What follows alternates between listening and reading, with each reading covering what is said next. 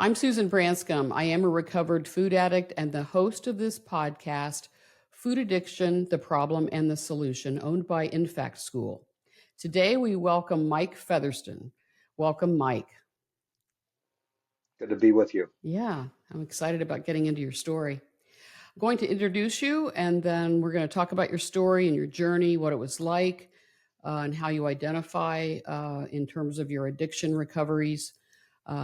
Mike Fetherston is a certified food addiction counselor with this designation from the Infact School, the owner of this podcast. He has a full-time career, yet works part-time with Milestones in Recovery. That website is milestonesprogram.org, and Milestones is one of our most loyal sponsors. For the last 3.5 years, he has led a program at Milestones called Cooking with Mike, which integrates culinary skills with food addiction recovery. He also is a yoga teacher. So welcome again, Mike. Good to be with you. Yeah, good.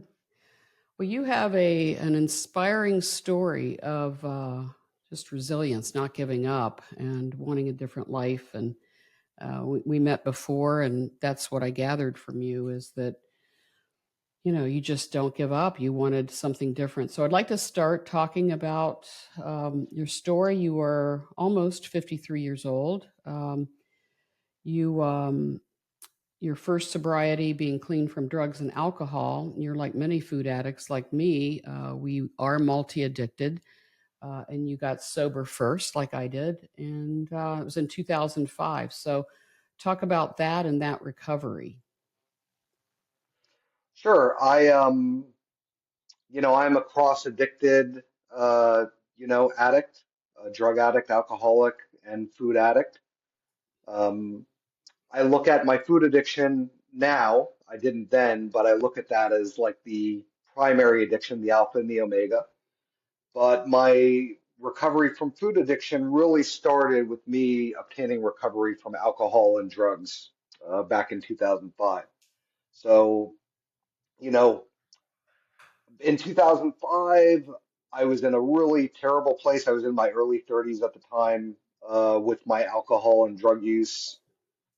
I, at that time, was unemployed. I was in all sorts of legal trouble, DUIs, and unemployable. I was one step away from being homeless, and I could not stop drinking and using drugs, even though I had been trying probably for a couple of years through many stints back and forth in AA and just trying to figure out how to stop drinking and using drugs and just couldn't. So one day, really, I look at my sobriety from drugs and alcohol and from food as a miracle.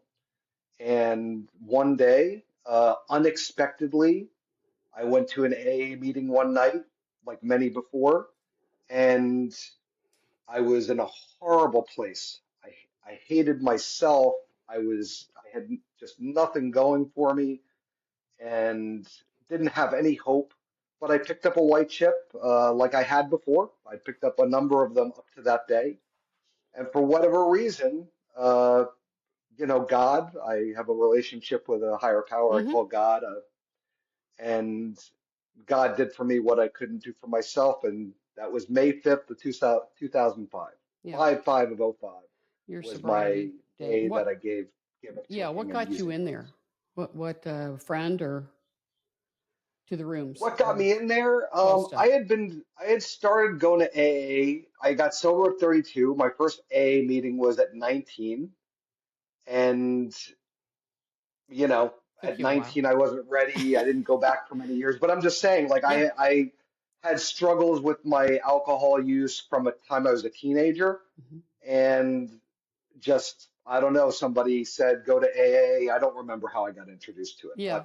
but What were your drugs of choice? periodically, my drugs of choice were alcohol. I was a round the clock marijuana smoker. I did a lot of cocaine. I was like a garbage can. Luckily, I never really got into opiates, but I was just,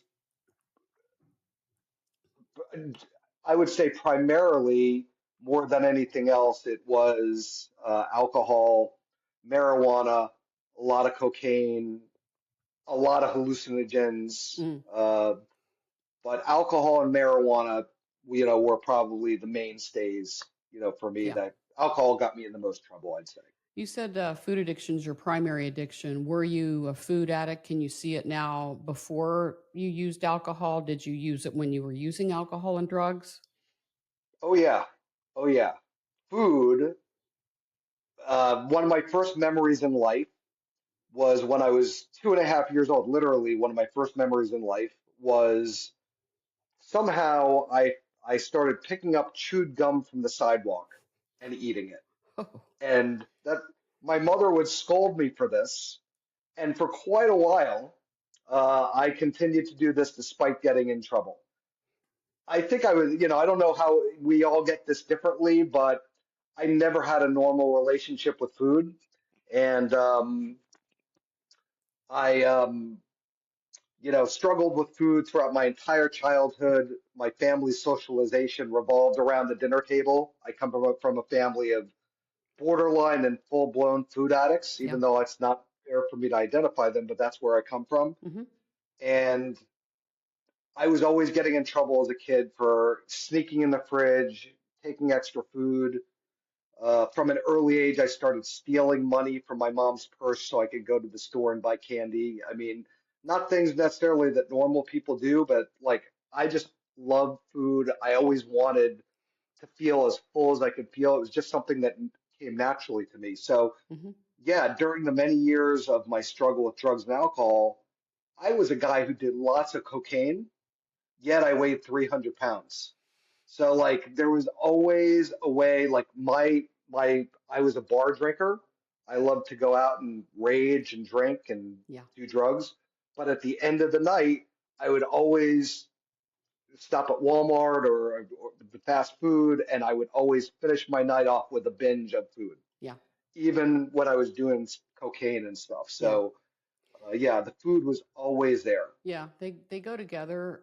Um, we do it at the same time, and it sounds like you got sober in 2005, you put it down, and then the food probably, like me, accelerated. And I really got to a point where I was very overweight, and it sounds like you did too. I have in my notes that in 2008, you entered a 12-step recovery program for food. Is that right? Yeah. Tell me about About that. 3 years after I got sober in AA, 2 to 3 years Yeah. is when I started going to the 12-step food recovery meetings Okay. and became almost a daily attendee of those meetings Hmm. uh, shortly after I started. Yeah. Um, Yeah. just one other thing to mention, just about the childhood. I don't want to go too into it, but Yeah. I started drinking and using drugs at 15. And I really think that because I was overweight, because I really struggled with my eating and my self-esteem, that was a big catalyst for me to use alcohol because it made me feel better about myself.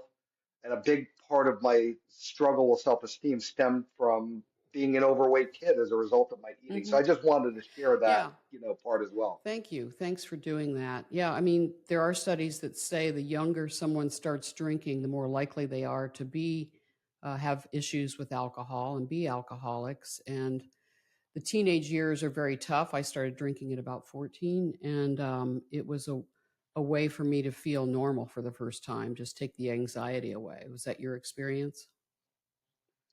Yeah, I felt like it made me feel stronger, smarter, and better looking. Yeah. So yeah. Whether it's true or not, I mean, back then it's like, okay, I just I don't felt, think it was true, yeah, but it made me feel, maybe made you it made feel me that feel that way. way. Yeah. Yeah, Yeah. that's what Yeah. we do to get away from the feelings, and it's such a hormones are going on and all of this stuff. And I was using food and alcohol at 14, so didn't know it was not my fault in terms of the addiction, but I think you could probably identify with that. Oh yeah. Yeah, Oh yeah. Yeah. But the food was definitely there before yeah. that for sure. So there's more to your journey. Many of us as food addicts, even alcoholics, were not fully ready. You had some fits and starts with food and drugs and alcohol.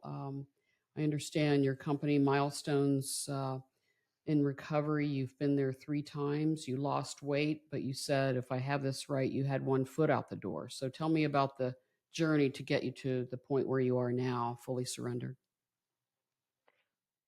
Well, from my first meeting, let's say in 2008, until my sobriety, which what I consider my sobriety from my food addiction in 2018, that's 10 years. I considered myself to be a chronic relapser during that time, but in reality, I actually never had real sobriety Mhm. from my food addiction during that 10-year period. So, yes, I went on 3 different occasions as an inpatient in treatment for my food addiction. Um, I also have binge eating disorder and bulimia, Yes. which I picked up bulimia much later in life. But I am first and foremost a food addict, but went to treatment, inpatient, 30-day stints in treatment on 3 different occasions, and went to well over 1,000 of the 12-step food meetings. Mm. Uh, one fellowship mostly, but I tried many different ones Mm-hmm. from the eating, and I could just never get it. I could never stick with anything. I had the best sponsors. I had lots of sponsors. I had really good support. I had a lot of knowledge and information. I had worked the steps in AA, and I had a pretty good knowledge of the big book of AA Yes. and 12-step recovery. Right. And I just could never get it. Yeah. And What do you think? just like, not everybody who struggles, has struggles with their weight, but, typically I was 100 pounds more than I am now consistently for decades. Mm-hmm. No matter what I did, that was true for me, not for everybody, but that was Right. part of my story as What? well. How tall are you? I'm 5'10". 5'10". So you had 100. I think I saw here 100 up to 150 pounds of excess weight, or was it 100? I am about 150 pounds lower than my heaviest weight now, Okay. Yeah, that's what I. for maintaining that for a number of Yeah. years now. So you had all the everything in place, the meetings, the support, the 30-day recovery program at Milestones, but like I tell sponsees, I can't recover for you. What do you think was standing in your way from truly surrendering? You said you hadn't had true abstinence. What was going on?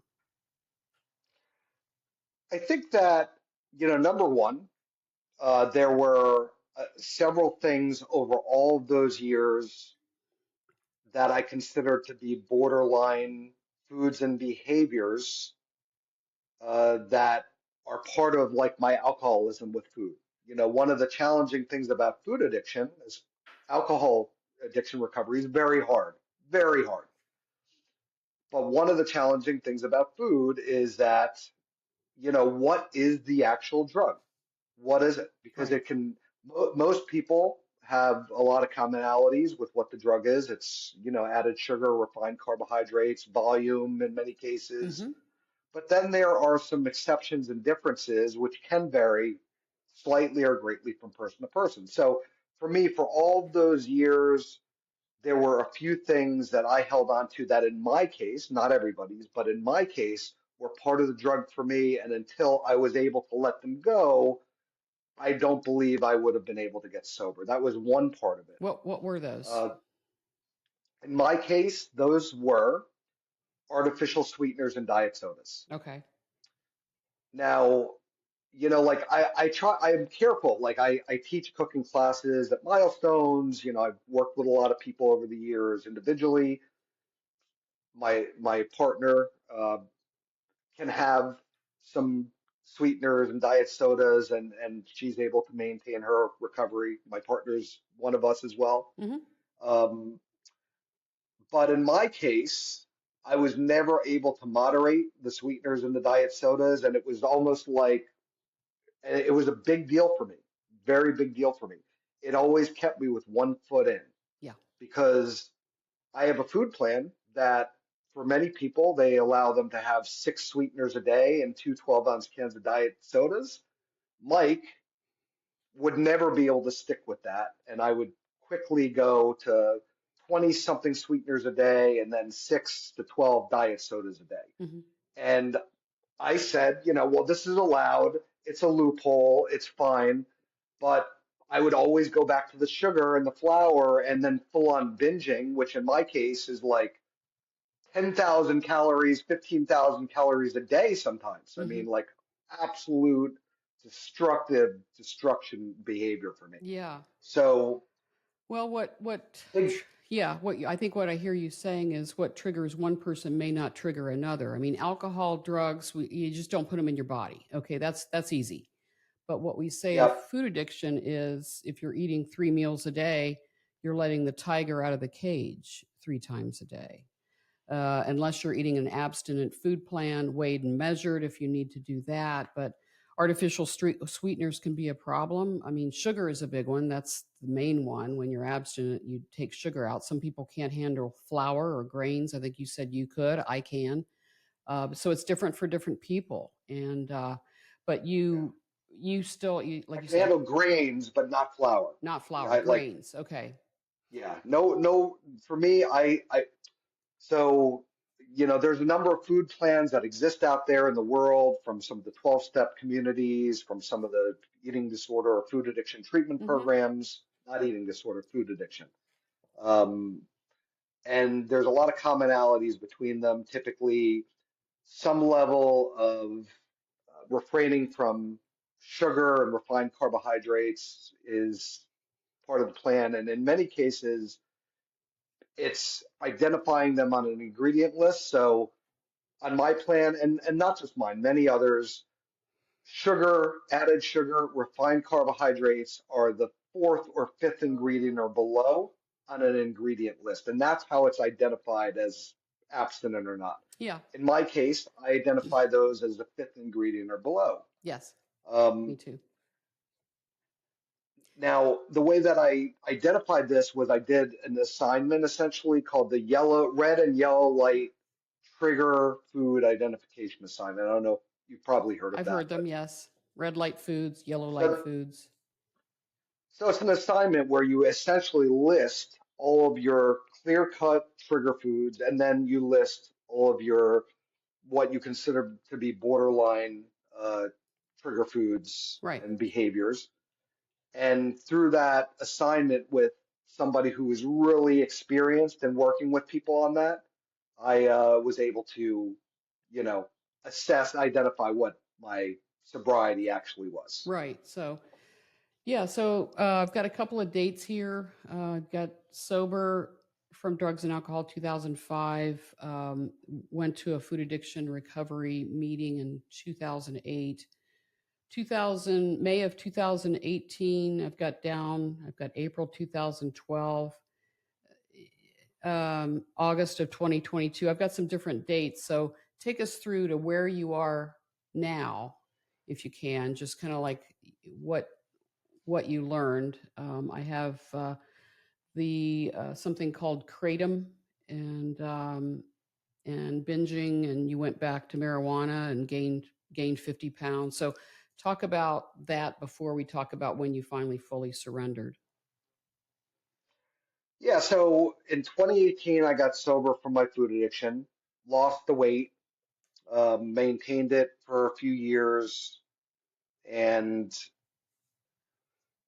everything was good. I think I got a little cocky and maybe bored. Uh, Things couldn't have been any better really on paper, but one night I went out. I really stopped going to meetings like during COVID, Yeah. and everything kind of went to Zoom, and I just didn't really resonate with that. Yeah. I One night I went out with some friends who I knew from my yoga practices and tried this stuff called kratom and kava. They have in South Florida where I live many bars that sell these. I think they're roots that they grind up. They're from like I don't know, Southeast Asia or something. But Okay. anyway, Are they sweet? um, they're not sweet. There's no sugar. They're Okay. disgusting. They're not a. It's not a food thing. It's Okay. a mind altering thing. Oh, I see. So yeah. So I went out and I had this one night, and I considered it somehow to be a loophole in my Yeah. alcohol and drug recovery after 15 years or whatever it was Yeah. at the time, and I became addicted Mm. to this stuff called kratom. It's legal. It's not like, I have to go to somewhere to get it. You can get it anywhere. And it's kind of like a mild opiate. And I really, because I'm an addict, became addicted to it. Yeah. And within a short period of time, I let my guard down further and started smoking marijuana after 15 or 16 years of not doing it. This all started in 2022. Okay. 2022. Okay. Yeah. And the marijuana led me to be sloppy with the food, and pretty much when I would smoke marijuana, I was the ideal weight for myself, and I felt like, I don't know, I just got cocky, and the marijuana led me to start playing with my food a bit, and then one day I had a binge. Yeah. And that was like somewhere in the mid-July of 2022. Yep. Um, And from the time that I had that binge in July of 2022, Let's go back to your kratom experience. This is more of a drug than really. Um, so we know The anybody. kratom led me to the marijuana. The marijuana led me to the food, and all of my binging really was coupled with marijuana use. Yeah. But over a year period from July of 2022 until August of 2023, I was really stuck in a rough cycle Mm-hmm. with this kratom, the marijuana. I Yeah. almost drank. I did not drink, but I almost did. Yeah. And then the food, uh, with some really significant binging, over the course of that year. Yeah. And it was very hard for me to let that go. Yeah. Um, Anybody that's smoked pot knows that we get the munchies, right? It does increase your appetite. I don't know why, but it does, right? And then, it sounds like that's what was going on. yeah, and that's what happened. And I just considered in my mind, because I just justified, when I smoked, I'm like, I can eat. And as long as I'm not eating when I'm not smoking, and Mike should not be smoking any marijuana or Right. doing any mind or mood altering, but I, You opened the door for rationalized it. this. And over that next Yeah. year, I gained 50 pounds, and I just went back to meetings, but I couldn't let it go for a whole year, just over a year. I really just struggled to let go Yeah. of that relapse. It was a Yeah. relapse. Did you go back to Milestones then for another 30-day I treatment? did not. You did not. I Okay. did not. No, I did not. I just went back to meetings, and a big part of my struggles were these kava bars, which many people may not know what they are, and you're probably better off not knowing, but it's like an alcohol bar, Oh. but they don't serve alcohol. They just serve these exotic teas and, mild, mood altering drinks and stuff. And Were they sweet? they're not sweet. They're not There's like sweet. So it's just really I another never, kava, kratom, whatever. These are mind altering. they get you high. They get you high. They Okay. get you, yeah, they like give you this calm, euphoric feeling. Yeah. So for me, I never added sugar or anything to them. They're actually disgusting tasting. Yeah. Not a tasty thing. No. Well, let's talk about your date when we finally said, okay, I've had enough, and I'm really going to do this. And we all say one day at a time. We don't know what's going to happen tomorrow, but for today, I'm abstinent, you're abstinent, and we get to live a different life. Tell me about the binging and bulimia, because it's if most I don't want to say most, it's broad brush. I don't have any science to back this up, but when I think of bulimics, I think of females mostly. But you would consume 10,000 calories, but then you would get rid of it. Talk about the bulimia. All right. So in my early 40s, I'm not what you would consider to be a typical bulimic, and there's many men, believe it or not, who struggle, Hmm. with this, usually in silence. Yeah. But I'm a football loving, sport playing, You're a guy's guy. typical guy. Yeah. But in my early 40s, historically, I am a hardcore binger. Like when I'm really active in my food addiction, Mike, without the bulimia, is binging frequently 10,000 calories, Yeah. sometimes more, to the point of where I'm in significant pain Yeah. from the binge. Right. So throughout my life, I would try and throw it up. I try and alleviate that. And one night in my early 40s, it worked. I had binged, like many times before. I was in a lot of pain, and I was able to throw it up. And I was like, wow, this is, I don't feel this pain anymore, and I can actually go back to eating. Yeah. So that added a whole new dimension to my food addiction and eating disorder, uh, you know, and from that point, it wasn't all the time. I didn't purge all the time when I binged, Yeah. but I would frequently when I did, I would purge 20 times in a day. Oh, wow. Yeah. Yeah, that's pretty common for people with bulimia. Yeah. Like you eat some, then you get rid of it, then you eat more and you Yeah. get rid of, you know what I mean?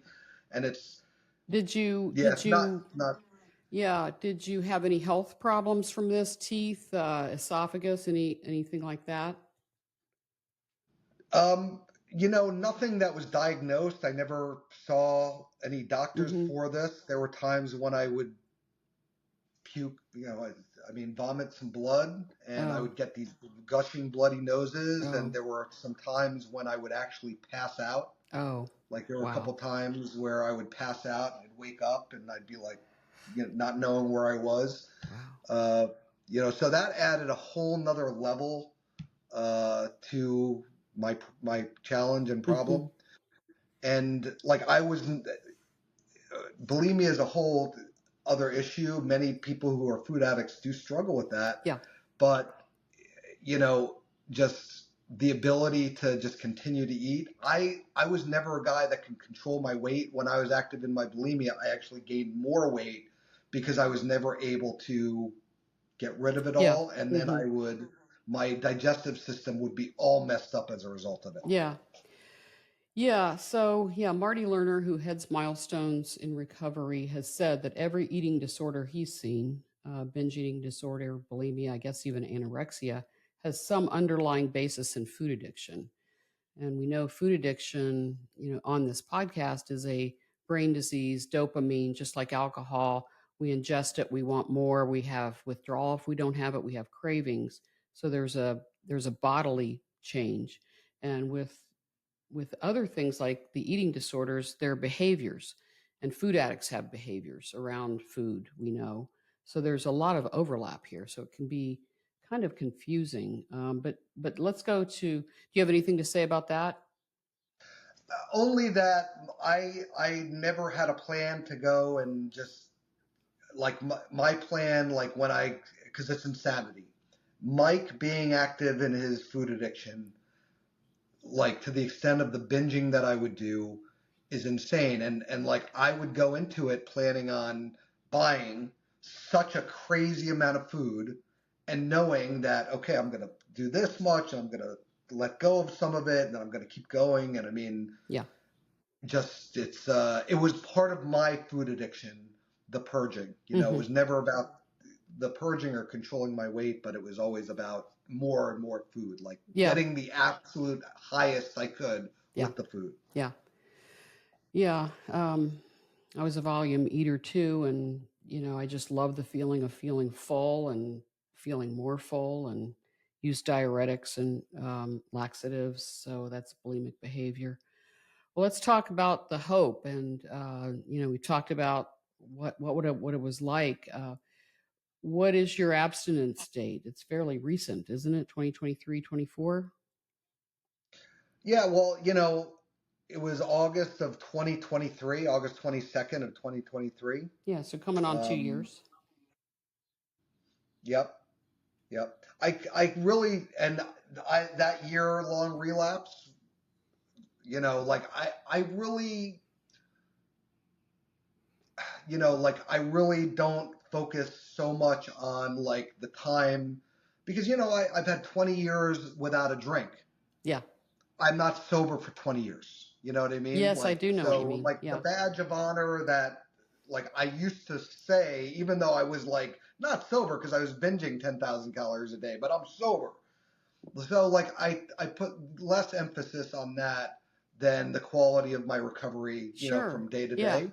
Yeah, and I don't mean Um, to say that you haven't been abstinent very long, but it's been 2 years and that's my life really changed May of 2018, okay. and I took some steps back in a year, but I didn't like lose the recovery that I had had, Mhm. and thank God, August of 2023, I was able to get my sobriety back Yeah. because I might not be here today for Right. sure. When we talk about in our 12-step recovery programs that it is insane what we do, with food, and it is insane to be so overweight and still eating.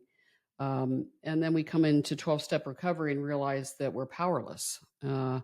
So talk about what your recovery has been like since then. It sounds like it's high quality. You have a partner and you have a child and one on the way. So it just sounds like you've got a kind of life by the butt right now. So Yeah, yeah, it's life is really good, for the most part, materially, in many ways since 2018, it's been really good, and thank God, since 2023, I've been able to get back to it because my wife was, several months pregnant at the time, and I still couldn't put down the food and the behavior. So getting back on track is like a miracle. I yeah, really do look at it that way. So yeah, I've got a great life, a wonderful partner. I will say that when I was active in my food addiction, there were many years when I was alone. Many years when I just was celibate, not by choice, but by virtue of being active. And this is my sobriety has allowed me to have some great partners over the years, and my beautiful partner today. right. Having a son in my early 50s, Yeah, you know, uh, I just love being a dad. My yeah, son is 20 months old. 3 years ago, who would have thought that? It wasn't yeah. in the plans for me, but it's just been as great a thing as I've ever experienced. I have Hmm. another son on the way. Yeah, nice. Um, my Congratulations. my Thank you. Yeah, we're almost halfway there, 18 Yeah, 18 weeks weeks. in, and yeah, my food. I'm in a good place with my food. I think from a weight standpoint, like one thing I like to say is when I was in early recovery from my food addiction, let's say 2 months in, back in 2018, I was still well over 300 pounds, Mm. but I was in recovery and feeling good and Yeah. feeling positive and feeling hopeful. So recovery is not really just about the weight. So now I'm at a pretty healthy weight. I have been for years now, Hmm. and that's really wonderful. But what's even better, not even better, it's equally good, is feeling peace and neutrality Yes. with my relationship with the food. I Yeah. just eat. I follow my food plan, You weigh and and I'm not measure? sitting there. I do. I weigh and measure and have structure around Yeah, the amount, as I said, the amount of sugar and sure. added things that I eat. So, Yeah. yeah, I have a food plan. Yeah, many times as volume eaters, we have to weigh and measure our food because our eyes are, we can't trust our eyes. And so we need some structure and discipline there. And I'll add here that on the Infect School website, there are a number of recovery programs listed. They're not all 12 steps. Some of them are not 12 step. So that's how, that's how I recovered. And it sounds like that's how you recovered. But let me ask you this before we go into some of the other things I want to talk about. What would you say you learned from 2018 to August of 2023? what is the biggest thing you think you learned uh, during that time that helps keep you sober from food today? What is it that I learned is that I'm not above anything. You know, I definitely got humbled. I I don't got this, you know, so like I really have to be diligent with my recovery plan and, you know, the actions that I take. And Mike does not have the ability to go and use marijuana. You know, like I still sometimes get the thought in my mind, oh, maybe I could just do this one day, or you know what I mean? Yeah, me too. Um, but Those gummies that you sound know, I awfully may not, nice. my life, I really believe my life is in jeopardy when I'm active to the maximum extent of my food addiction and Yeah, drug use. I might not live, yeah, and I got people to take care of. right. So like, I don't have the luxury of playing around with these things, and I got humbled. I learned what not to do. So hopefully I never have to go back to that lesson again. But I'm Yeah, not cured, so I have to keep doing the work keep in doing the order to work. keep myself Yeah, like in recovery. yeah. Sometimes people say it works so well, I stopped doing it. We can't do that in recovery, and that's what I hear from you. And uh, many of us in food addiction that are in recovery love food. We often love to cook. We love to make food for others. It's like a, I don't know, your family might have been like this. That's the way you show love to people. You make food and you make good food and they like it and they show love back. And your dad was a chef and you love to cook. And tell me about about the cooking classes you do for Milestones. Yeah, so I have always enjoyed cooking, and you know, I come from a family of foodies and food addicts, whatever, you know, borderline. But food was always a very big part of my family's life growing up. My dad was a chef. My mom was a very good cook. So always had good food, you know, in the house. We also had like lots of sugary things in the house, Yeah. which probably wasn't helpful to me. But I just from an early age, you know, like enjoyed and had an interest in cooking, and I would sit and watch my mom and dad cook and be interested in learning how to make things. Hmm. And just I don't know, it's always been an interest of mine. Started watching the Food Network probably early on, and Yeah. just you know, I have always had an interest in it. So in my time and my stints in Milestones as a client, um, I was known as a pretty good cook. Yeah. And, you know, at some point after I found my recovery, my initial recovery out in 2018, um, I had an interest in, you know, I enjoyed working with others, you know, sponsoring all of those things.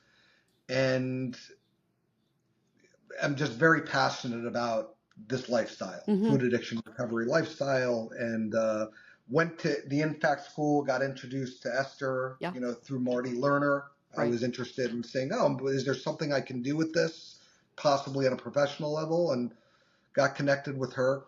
And one day, you know, Milestones over the years has always had uh, an alumni typically doing a weekly cooking class, you know, Okay. for the clients. And I've been a part of that class many times as a client, Yeah. but they had a need for somebody to do that one week. Their Yeah. person who was typically doing it wasn't available. And they asked me, oh, would you be willing to give this a try? They knew that I was pretty good at cooking. So I Hmm. did it. And then I've done hundreds of them since. It Yeah. just started, it wasn't like a permanent gig or anything. So it just started with almost like a service oriented thing. And then Yeah. it's become something that I just continue to do for 3.5 years. Yeah. And That's cool. I took a Yeah. hiatus during my relapse. I stepped away from that during Hmm. my year-long relapse. But Yeah.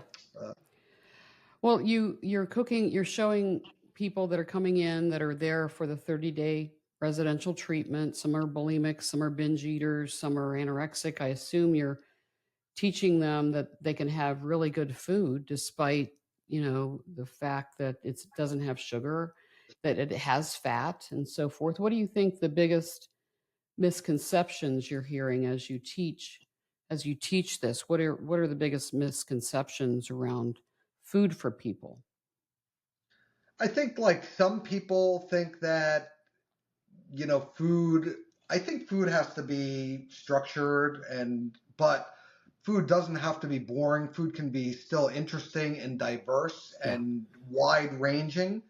So I teach a very wide variety of different types of cuisines and Hmm. different recipes. I've got well over 100 different recipes that I show in these classes, ranging from Japanese to Latin, Mexican, you know, uh, all sort of Yeah. vegetarian, roasts, everything in between. Hmm.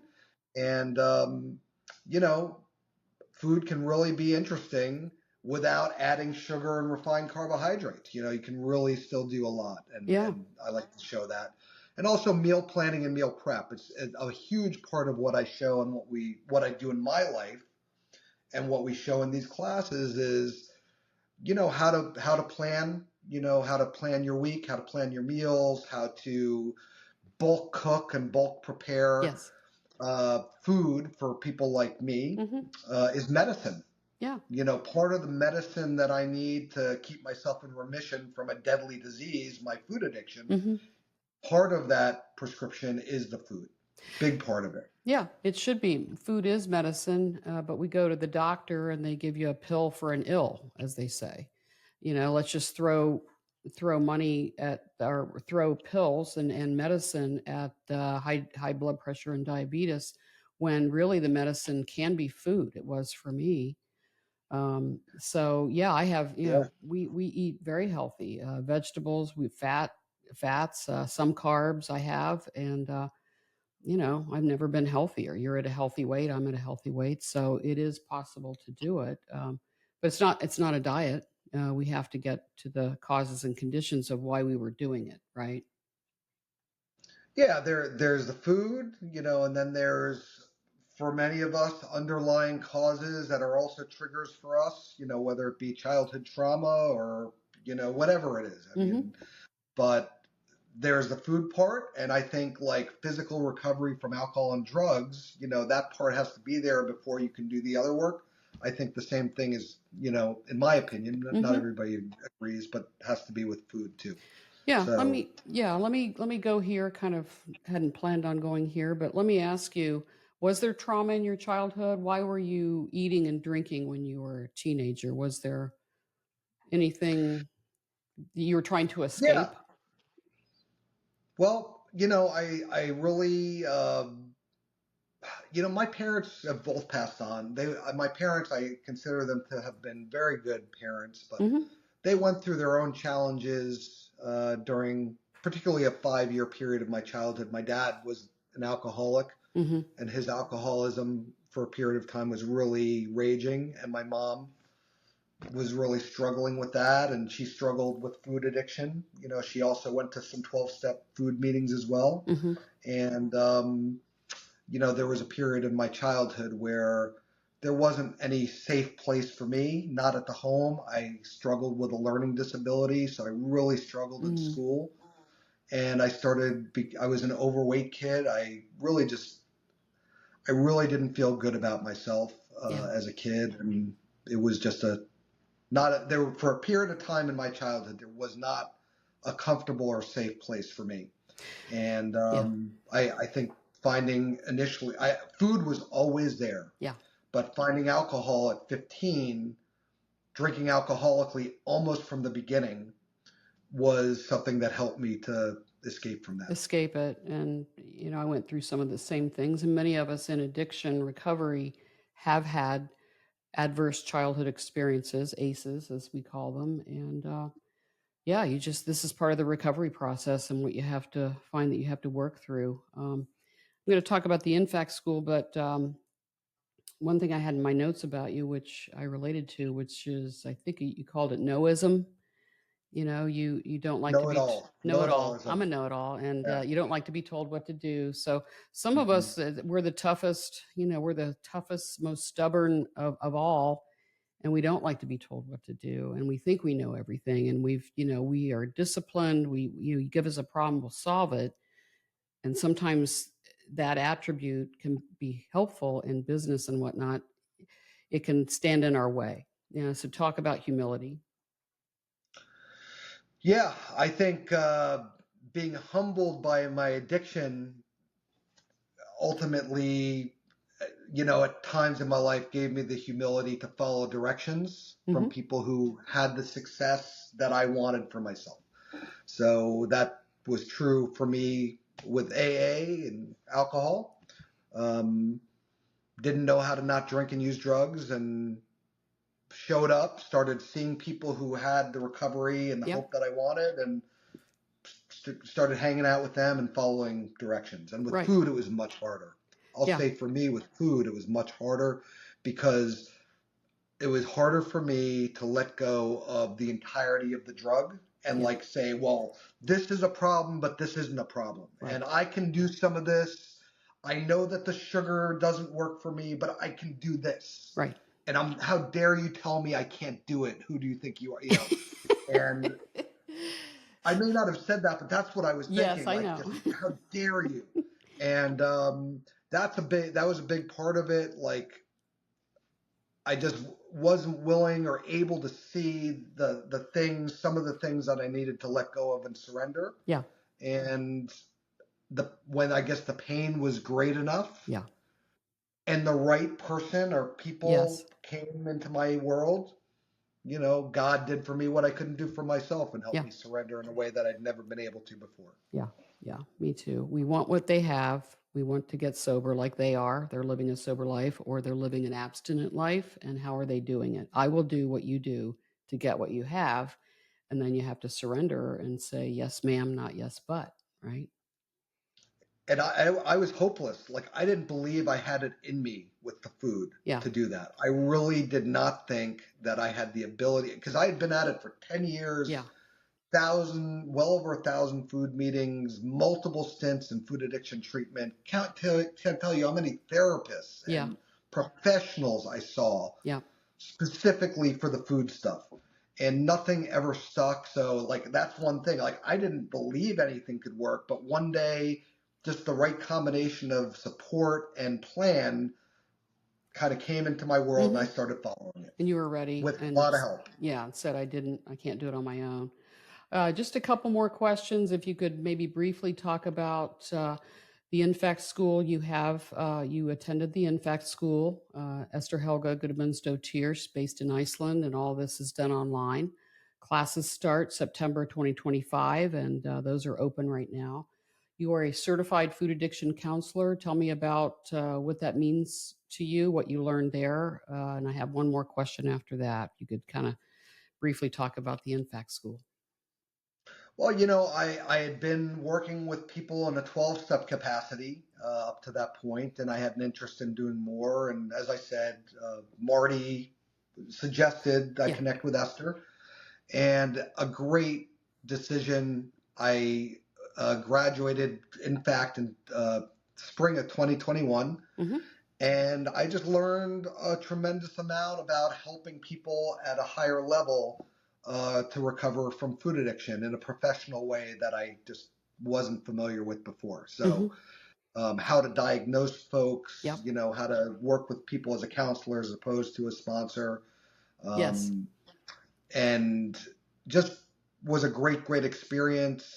For quite a while, I was doing individual coaching as Hmm. well. These days, I just do what I do at Yeah. Milestones, but I think it really helped me to help some people, Yeah. and helps me to be a better counselor with the folks I work with at Milestones today. So Yeah. I will also say Esther Helga is somebody I really admire so much, and she's actually somebody that I still do her supervision, Okay.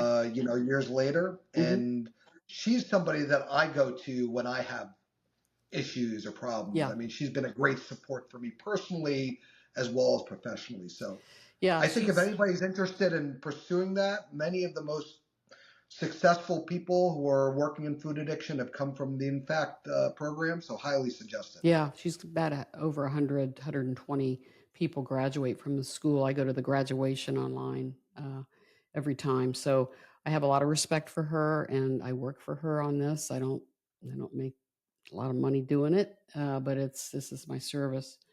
But yeah, infactschool.com. It is a great certification, and many of the students learn about themselves, right?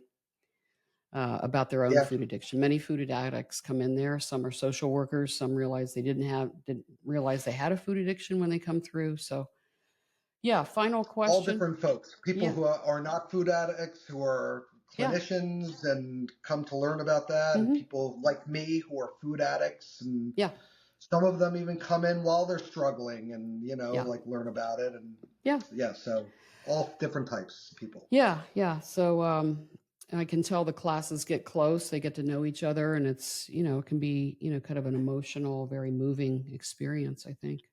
Last question. We're out of time, but I always like to ask this question. What would you say to anyone listening, someone out there who might weigh 350 pounds, 400 pounds, or maybe isn't struggling with weight at all? They're bulimic, male or female, obese, overweight, can't stop eating, have been on many diets and they've failed. What would you say to that person that might be listening?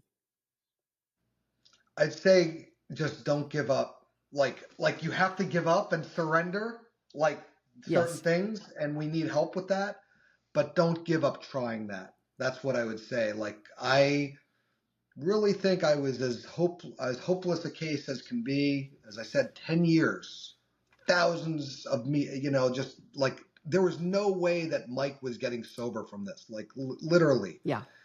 I had no hope, zero hope. And one day, I just never stopped trying. I never stopped trying. Yeah. I didn't want to, but one day it happened. It just happened for me unexpectedly without imagining it could. And my life, the last 7 years, I've taken some steps back in that year-long relapse, but it's been the best time of my life. I'm the healthiest I've ever been at 52. I don't take any medication. I Yeah. used to take all sorts of Yeah. things, blood pressure, cholesterol, high blood sugar. I don't take any medications now, and I've got a life that is not, I'm not a perfect person. Nobody is, but Right. anyway, Yeah, no, you yeah. look healthy, and I've really enjoyed getting to know you. Thanks for taking the time to do this today. I know Marty will like it, and Esther will love that you've agreed to do it. And it's a great podcast, and I hope it will help those listening who might be looking for a solution. I hope so. I hope Yeah, so. I'm glad that I could do it. yeah. Thanks for being a guest. You're welcome.